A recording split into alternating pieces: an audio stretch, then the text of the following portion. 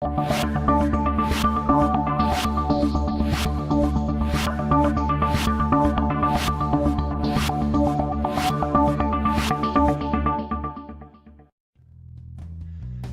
by NJT is based in the western suburbs and has many years of experience to assist you in sourcing any and all of your carpentry needs.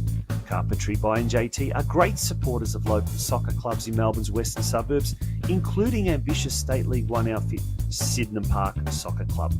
Home Builders Corp, meanwhile, is a Melbourne-based construction company by the same owners with more than 15 years' experience. Home Builders Corp specialises in new homes and unit developments. With attention to detail, they work to the highest standard to satisfy their customers with a very quick turnaround. For further details about how either Carpentry by NJT or Home Builders Corp can help you, contact owner-manager Nick on 0410 576 018 or via email at nick@homebuilderscorp.com.au. Carpentry by NJT and Home Builders Corp are the proud major sponsors of the Football Out West show.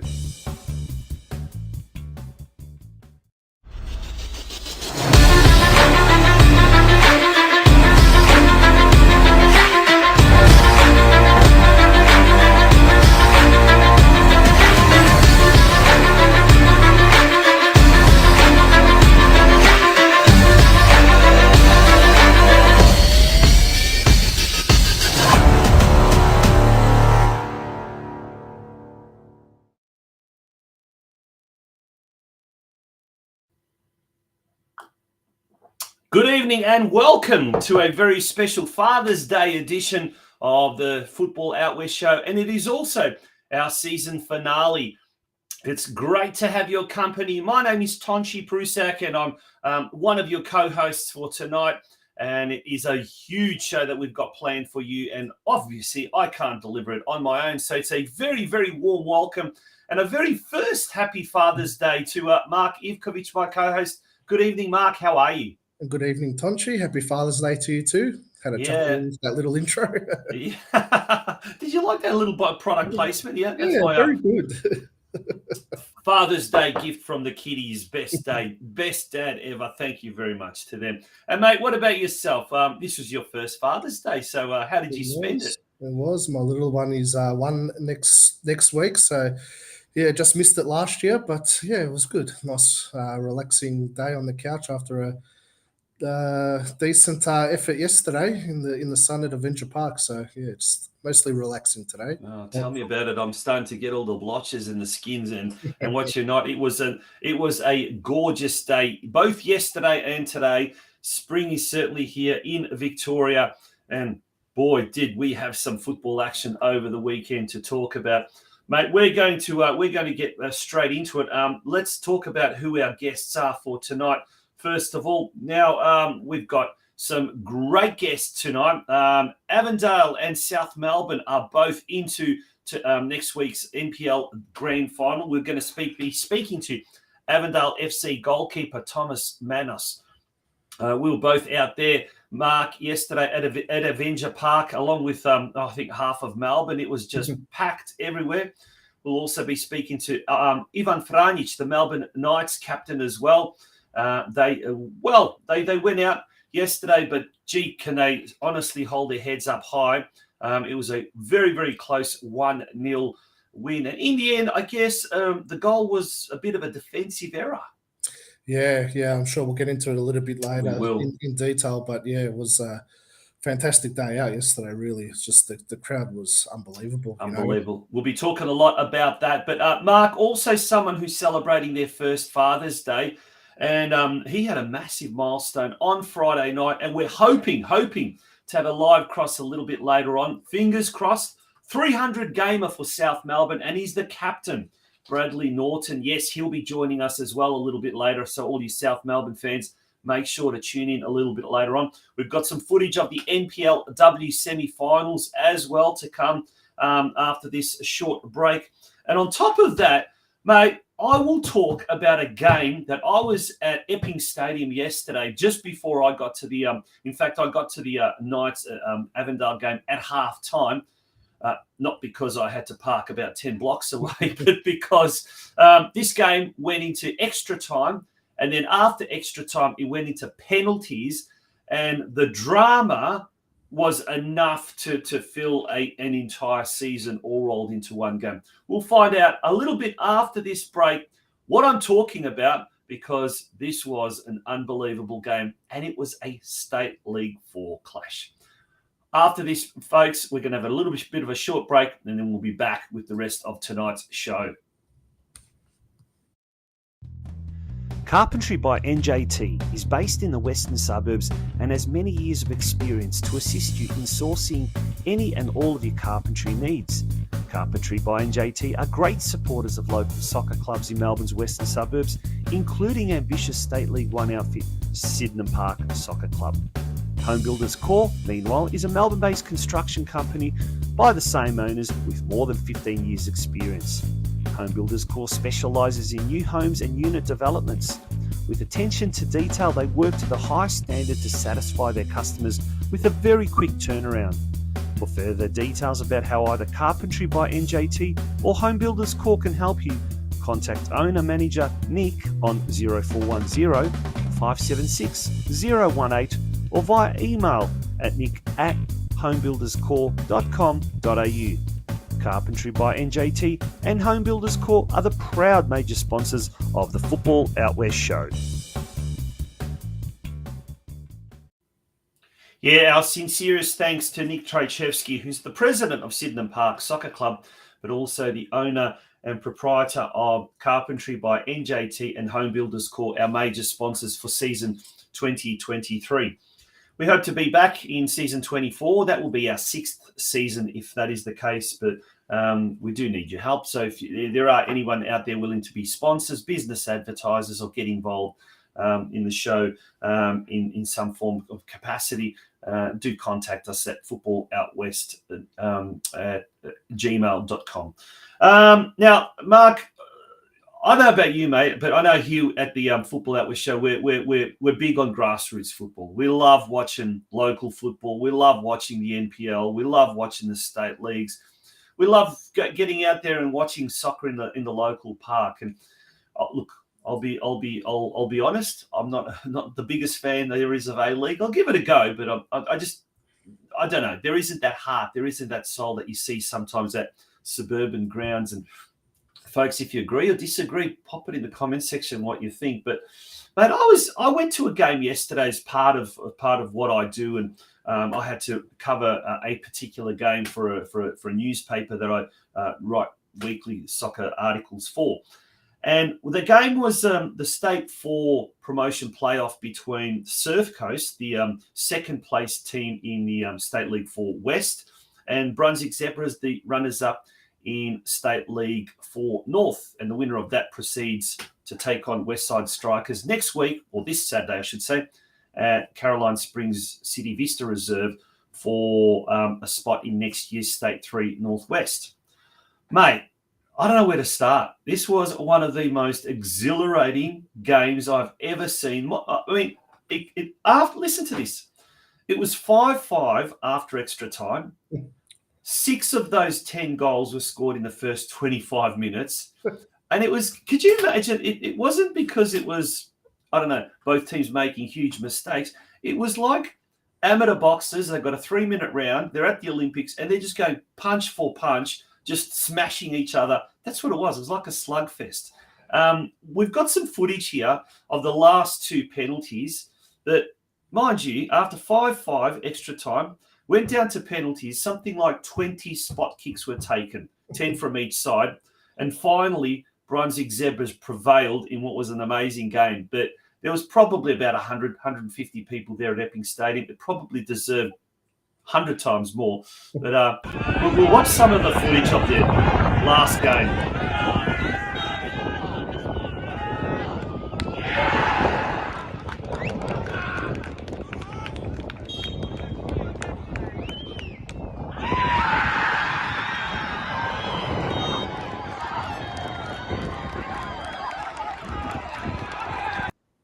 And that was the State 4 game. Like, I mean, I don't know, but I felt privileged to have actually been there to watch something like that. I wasn't expecting it to be like that, but Surf Coast had former North Geelong Warriors NPL 2 player John Pikett, former Geelong NPL 3 player Krešo Jurkovic, Chris Mann, also who played at Geelong, had a stint at Geelong.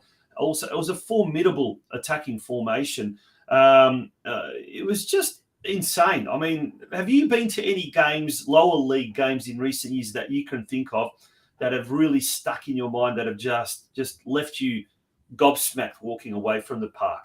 Nothing like that, Tonchi. There's a FC Tullamarine. I think they're in State 5. They're literally across the road from my house. So I watch them on a Saturday afternoon here and there when the weather's half decent, but no 5-5 thrills down on Narrows Drive. It was absolutely insane. I just don't know where to start with that. But if anyone was at that game, tell us what you thought. But it was just absolutely incredible.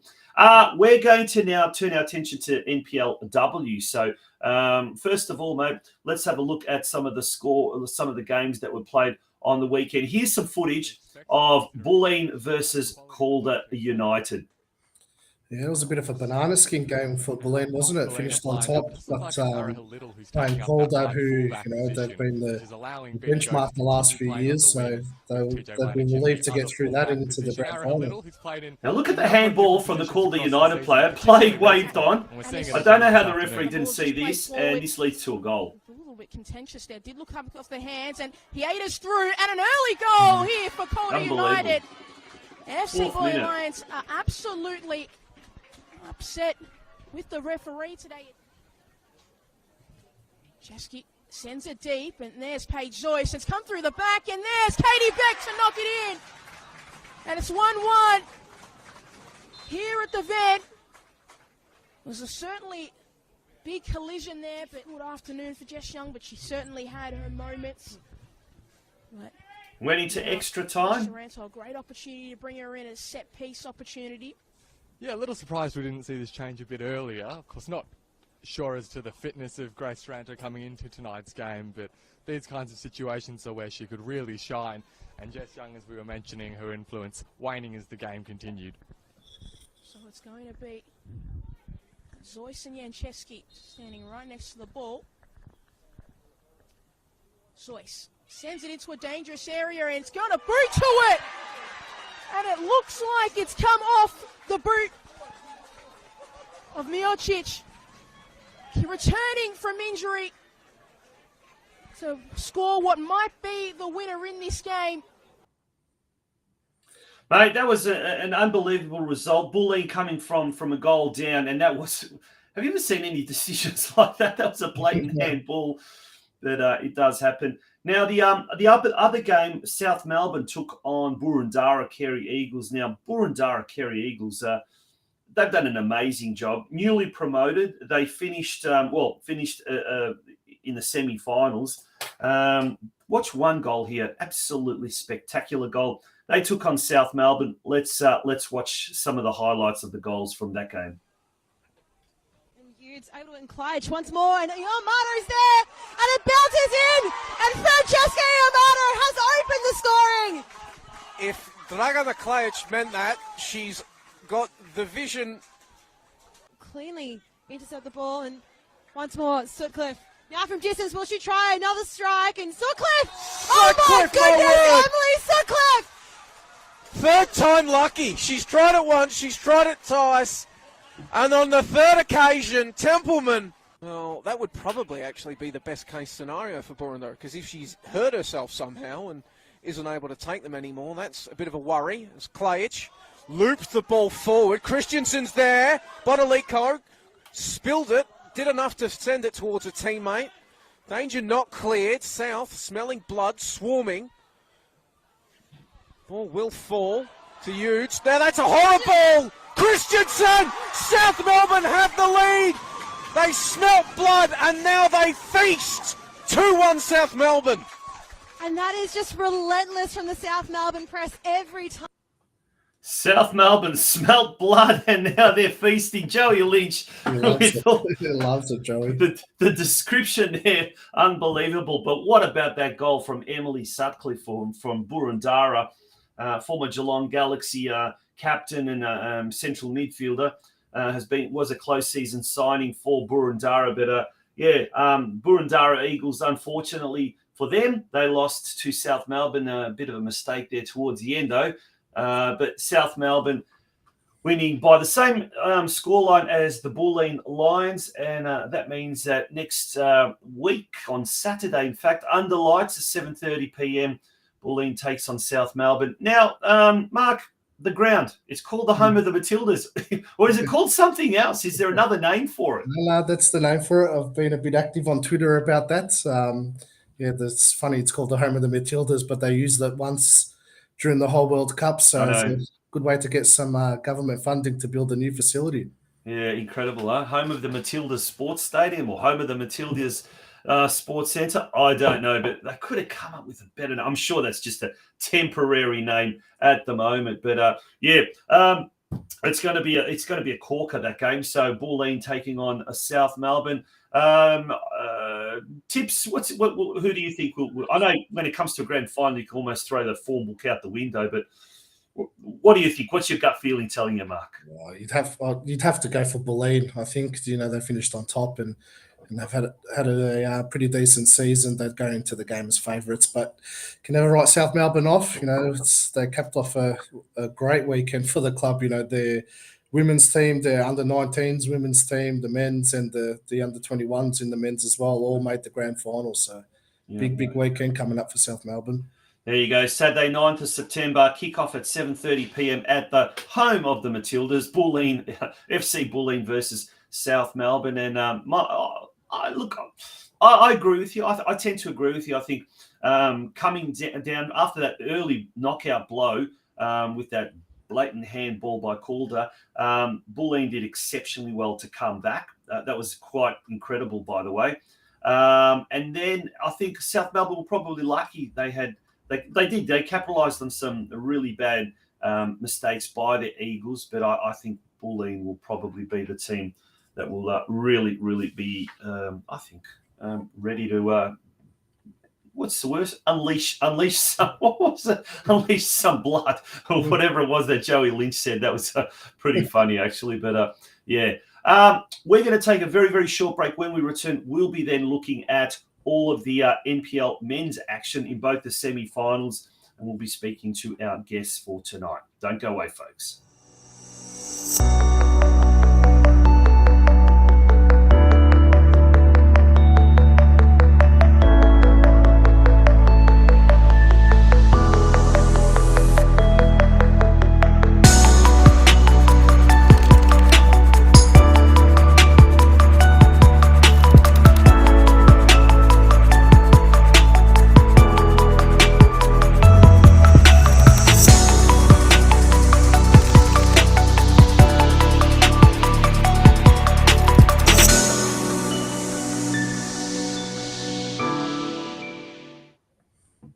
Welcome back to the Football Out West show. And as we said earlier, Mark, both yourself and myself ventured out to Avenger Park yesterday. Beautiful conditions, massive crowd, huge crowd.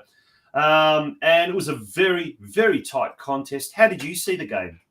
Yeah, it was an interesting contest, two very tactical managers going up against each other. And I thought Knights actually started off the better team, to be honest. The first 10-15 minutes, they looked like they were going to control the game. But as the game went on, and especially in the second half, it was all Avondale. They had a 10-minute period before the goal where they were just dominating, and you felt like a goal was coming. Chris Oldfield played the game of his life, I reckon. He was saved numerous one-on-ones. You would have put your house on Stefan Zinni scoring some of the chances that he saved. And, in the end, it was an error a massive error that led to the goal. Although, what led to that goal kick was a missed sitter as well from Trojewski from 2 yards out. So, they just got away with it. So you would have thought, you would have cleared your lines from that goal kick and, had a bit of a breather. But, the Knights have been successful with the way they've played all year and playing out from the back. It bit them in the backside a little bit yesterday and cost them the game. Yeah. Could have gone either way. It was that close, I thought. Before we have a look at that game, before we look at some of the highlights from the Melbourne Knights Avondale game, we'll look at the highlights from Friday night, South Melbourne and Oakleigh, and then we'll be crossing to our first guest for tonight, Thomas MANOS. But before that, here's some highlights from the 2 games played over the weekend. Lines finally. Mikola hanging ball. It'll drop for Painter Andrews. And it's bundled in! Marcus Schroen wheels away! South Melbourne take... Guest. Into Hampson! It's that connection again! Connor Hampson. Bit of contact in the penalty area for the referee to clean up before this one goes into the box. Painter Andrews. Yankovic battling for it. Schroen! Marcus Schroen has done it again!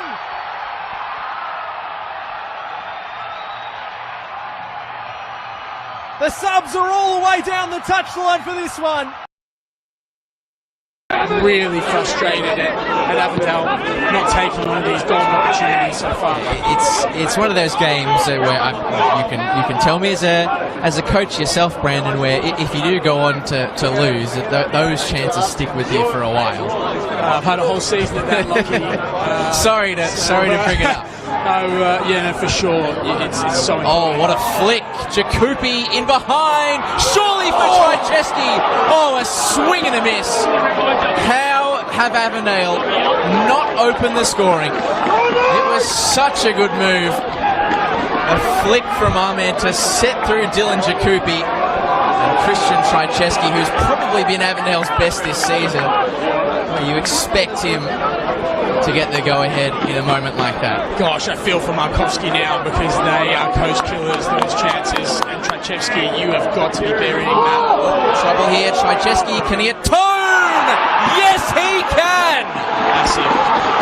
Christian Trajewski breaks the deadlock for Avondale. He missed a golden chance a second ago, but this time he makes no mistake.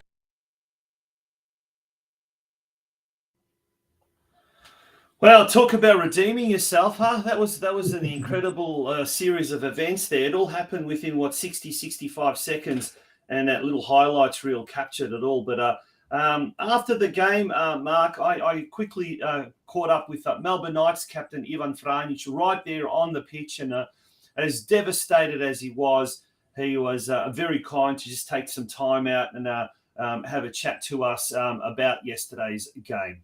We've got Ep25, the captain of the Melbourne Knights. Ivan, commiserations about today, but you can hold your head up. It was a wonderful performance, one of the best Knights performances in recent years. No, look, it's been a long season for us, and obviously Knights haven't made finals for a long time, and we got to the semis, obviously we're all disappointed. We wanted to go that one further, but credit to Avondale, they finished first for a reason, and now they're in the final. And all attention now turns to the Australia Cup. Massive game against Heidelberg United. Looking forward to that. Obviously, big crowd, a lot at stake, and another chance to go even further into the season. Of course, it's a quarter-final. We can go into the semi-final. We'll beat that. I'm sure we'll get an A-League team at home, which will be massive. Just hopefully we get all the fans coming to support us and make a big crowd. And speaking of the fans, wonderful crowd in their background. You've had a really good support all season, and it's bringing back a lot of Melbourne Knights, Melbourne Croatia fans that haven't been to the games for a long time, and you guys are responsible for that. I definitely want to make the Croatian community proud, and I think we've shown that all season. It's still not over, like I said, we've got the Australia Cup. Disappointing today, but we'll be back next year, better and stronger. There you go. That was Ep25, and their season is definitely not over. That game against Heidelberg, wow, that is a promoter's dream. And I'm gonna go out on a limb here, Mark, and I'm going to say there's going to be 4,000 fans plus at Knights Stadium, especially if it's on a weekend. But hey, The Heidelberg fans will travel. Knights fans, they came out of the woodwork yesterday in big numbers. I think so much so that the organisers there were caught with their pants down, so to speak. They weren't ready for such an influx of, like I said, I had to park about 10 blocks away. But, mate, there's still a lot of football left in 2023, isn't there? Yeah, it's a massive game, that Australia Cup game. I think both Heidelberg and Knights will be relieved that they probably drew each other, because it gives both sides a massive chance to make the semi-finals of the Australia Cup. And after what Sydney United did last year, anything's possible in that semi-final game. So, yeah, like Ivan said as well, they played well and had a good season, and they just wanted to do the community proud. And I think they did that. You could see the crowd after the game. They were just continually applauding them as they walked off the pitch. Melbourne Knights gave it their all, but it just wasn't enough.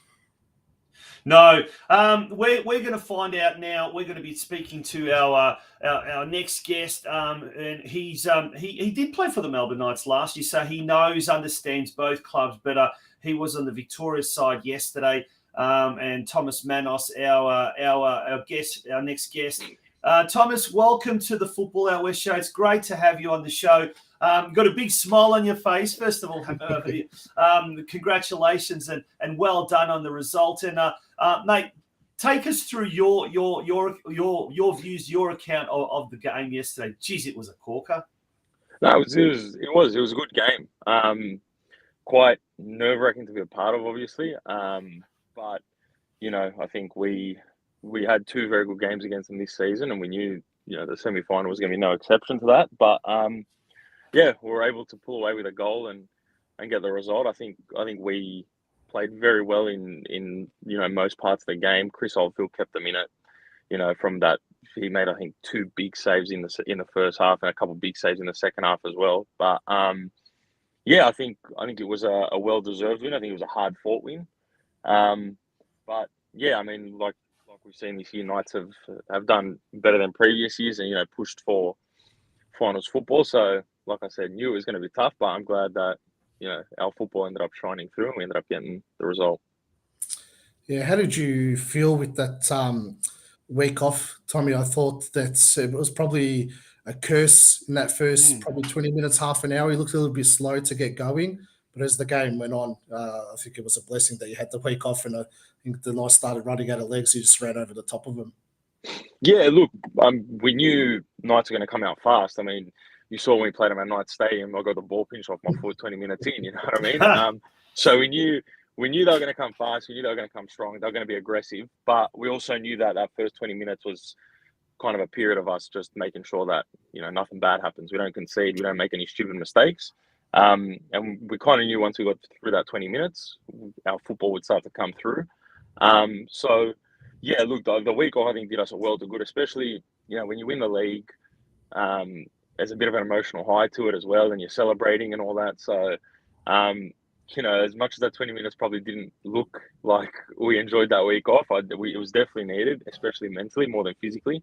But it was good to get bodies back as well. I mean, there was Joey's first game in about 5 or 6 weeks, so getting bodies back with Yite back as well. So I think it was a much needed week off for us, and it did us a world of good. Yeah. Now, mate, look, your first year at Avondale this year, along with Aidan Bryce, you crossed over from the Knights. So was it a bit difficult? Was it a bit weird playing against your old club in such a big game like that? Or, you just block it out and you focus on what's happening on the field? No, look, we tend to obviously focus on what's happening on the field, you know what I mean? I had two good seasons at the Knights. Bryce had, I think it was a 4 or 5. But yeah, I mean, switching across is never easy, especially in big games when you got to come up against your old club. But I think the more emphasis you put on it, the probably worse it does here. So for he and I, and as well as the rest of the team, it was business as usual. There wasn't too much thought behind playing your old team and that type of stuff, because if you get caught in that, it can be a disaster for you. Yeah, I thought Bryce was probably man of the match yesterday. It was unbelievable. Big game this week, Tommy. Another grand final for yourself. Played a couple in Sydney. So, what's the week look like leading into the grand final? I think, to be honest, it's just keep it the same as normal. We finished on top for a reason, and we've been playing some good football. We've been getting good results all year, so you can't put too much emphasis on it being a final, because sometimes you get caught up in that emotion, and it does the opposite of what it should. But look, we know it's going to be a tough game. They're the only team to have beaten us this year, and yeah, we know it's going to be a battle. We know that we're going to have to roll our sleeves up at times, and it's not all going to be pretty. But look, I think we deserve to be there. I think we're thrilled to be there. And I really think we're going to take the opportunity with both hands, and hopefully, do something special. Yeah. Now, mate, before we go on, how did you spend Father's Day today? Did you celebrate it in any particular special way? No, it was went for a nice little walk this morning with my missus. My parents are in Sydney, unfortunately, so didn't get back in time, and they've just come off a European holiday, so they're trying to adjust back to Sydney weather, Sydney time, Sydney weather. Yeah. But they're coming down next weekend, so hopefully we'll do a nice dinner before the game next weekend, and it'll be good to catch up with them and all that. Fantastic. Well, the next guest we're going to have a live cross. I think he's been out celebrating. He's just like Mark. He's been celebrating his very, very first Father's Day this year. But he also had a major, major milestone on Friday night. He celebrated his 300th game for South Melbourne, and he is the captain of South Melbourne. And we're going to, if this was like a boxing thing, it would be in the blue corner, Avondale FC. But hang on a sec, in the blue corner, South Melbourne. It's a big welcome to the Football Hour show to Brad Norton, the 300 gamer. Bradley, congratulations on your first Father's Day, on your 300 games, and finally the trifecta, getting to the grand final. Yeah, when you put it like that, it's been a good weekend, hasn't it? Wow. Thank you, gents. Thanks for having me on. It's been a big weekend. Obviously started really well on Friday night, and to get ourselves in another grand final is very special in the way we did it. I think that's almost what dreams are made of, isn't it? 90th minute winner in front of your home stadium. Was a great feeling, but it's still another game to go, so you've got to keep yourself grounded somehow. So I think that's what Father's Day tried to do to me today, mate. Mate, I still have to show the mug that I got from my kids, so I do thank them for that. Waiting for mine still. Yeah. So is Mark, isn't that right? You might have to wait a few more years when they start school and things like that. But Brad, look, take us back over that game. It's always the big game, the Greek derby against the Oakleigh Cannons. Just like, I guess, Thomas, the Melbourne Knights and the Avondale, they've got a little bit of a rivalry happening there. But no one wants to lose that game, but obviously winning that game is a big thing. And Oakleigh, you just seem to do so well against Oakleigh, even though, as you said, look, is that 90th plus. Oh, we've lost him. Oh, no. Hang on, he's back again. Yeah, he's back again. Yeah. How was the game? How was the build-up to the game, and how was the overall atmosphere leading into Friday night's game? Yeah, look, it was. I think there was a lot of talk early on about the 300, which I don't want to hear. You don't want to talk to that. It's all about the team thing, and I think this week and I think you mentioned this just before I got cut out earlier, it was about that Oakleigh South Melbourne sort of rivalry. We got them in the grand final last year, and they did a number on us. So we've been thinking about that for a little while. Even when you play during the year against teams, you still think about it in a finals game, and we're lucky enough to get that opportunity again. And this year we took it with both hands. And look, I think you mentioned this as well. There's been probably the four best teams of the league are in the semi-finals, and it's a credit to the way each one of those teams have played. Two tough games, and I think that showed with the quality of all four teams in the semi-finals. Watched a little bit of the other game as well, and the top two have made a grand final. So again, it's going to be another special week. But look, we're happy to be there again. Like I said, it's been a pretty consistent couple of years for us since COVID. So to be there and to be against another unbelievable team that's been at their peak for now 2 or 3 years, constantly performing week in, week out is going to be special. So you get over one good team in Oakleigh, and then you got to play another team that finished top of the table. So it's that's what finals is all about. And if you get over it and win it, then you deserve it. So we'll see what happens. Yeah. Yeah. Congratulations, Brett, on the FRANJIC games. It's an unbelievable achievement. Now, how does it go in the dressing room where I'm not sure if you listen to the noise out there, about the style of football that you play. Everyone writes you off all the time. Not me. I continually back up Esteban. I think it's the most effective football in the competition. And I thought on Friday night you were a class above Oakleigh as well. That first half an hour was probably the best football you played all year. So, continually ridden off all the time, and you guys always show up for the big games. Just talk us through what that feels like.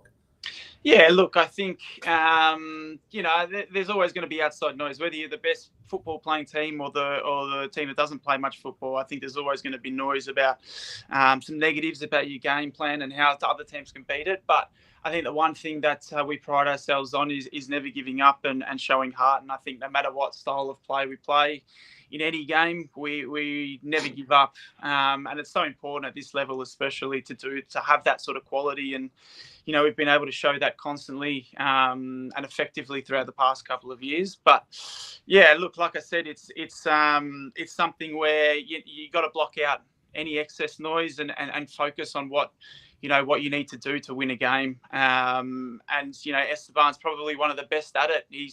He analyzes games, analyzes other teams. We're never short of knowledge in how other teams play, and I think that's really important, not just at this level, but at any level of football, to understand how your opponents are going to play and to counteract that if you need to, or to play a certain style of footy if you need to. So I think if you were to ask Esteban what's his style is to win. And I think that's when you look at soccer and football, whatever you call it in general, it's about winning and it's about results. It's a results-based business. And I think his record is, in the past 2 years, each year we finished with 20 wins, 2 draws and 4 losses. So it's a record of 40 wins in 52 games. So if my maths is correct there. So yeah, I mean, it's an amazing record. And I think, like I said, it's about winning, and that's what we go into each game wanting to do. So we'll be trying to do that again this week.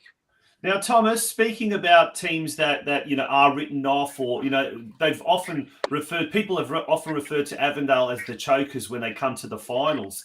And look, this year, Zoran Markovski, he's really obviously had you guys very much, focused in that. But was there any specific thing that he did this year that was probably different to what some of the boys have said in years gone by? Has there been any external assistance? Has there been any focus? Or was it just purely focus on this game and just worry about this and nothing else? Yeah, honestly, it's the cliche of game by game. We never looked beyond who we were playing this week. And I think that was a major part of, why we did so well. It was never, we're close to the league title, or, especially towards the back end of the year when maybe nerves start to get in and you start thinking about the games ahead and, where we can pick up points. It was always, who do we have this week? And how are we going to beat them, or how are we going to do our best to beat them, right? And I think that's worked a charm, because, you're only as good as your last game, in my opinion. And we had that little mid-season hiccup against South Melbourne where they beat us, and we were kind of straight back on the saddle and got 3 points the next week, and it was almost forgotten about and we moved on. But yeah, that was probably the main one of, focus on who your opponent is now and not in 2 weeks, 3 weeks time. Because let's be honest, in this league, it's not easy to pick up 3 points. I think we played Moreland, and in that first half, it was probably one of the more intense first halves that we played. Yeah. And they were lower half the table, so 3 points doesn't come easy. And if you start worrying about the bigger games, or the games that you want to be a part of against teams in the top half of the league, you start to drop points against those lower teams in the lower half of the table, and that's where you regret. Yeah. Brad, let's ask you firstly. You dropped out for a bit, but you're back with us. I hope you can hear us. Yeah, you can hear us. Yep. Yeah. Gotcha. What would you say would be the hardest thing about coming up against Avondale FC?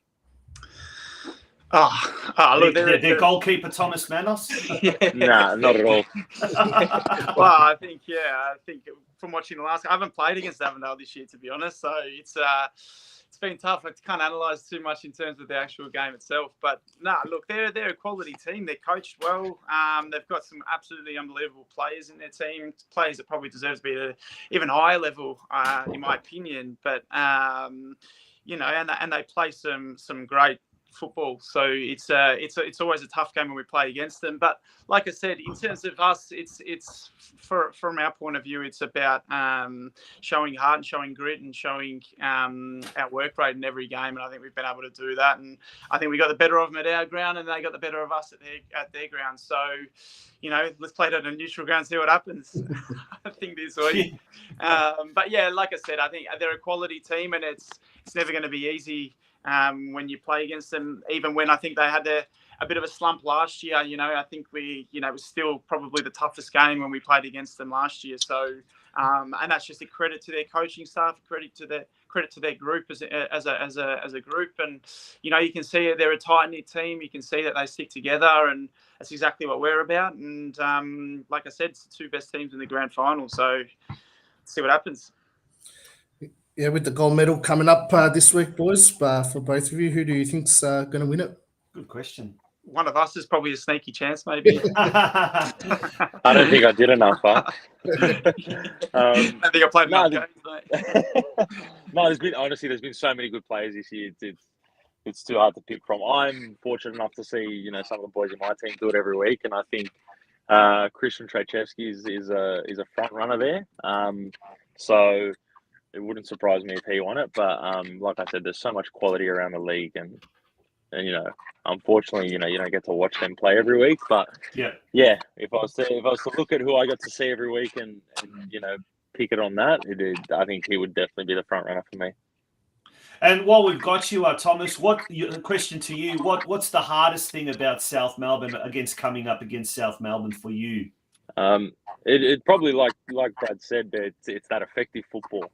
It's unconventional. It's sometimes a bit chaotic. And you know, when you want a bit of structure in a game and it all gets a bit chaotic, sometimes the moment you know, gets the better of you, or you start chasing the ball, and it's a bit frantic. So that's probably the hardest thing to deal with. But yeah, we'll see how we go this weekend. It should be an entertaining one, and you know, I can guarantee it's going to be a very entertaining game for the neutral. So it should be fun.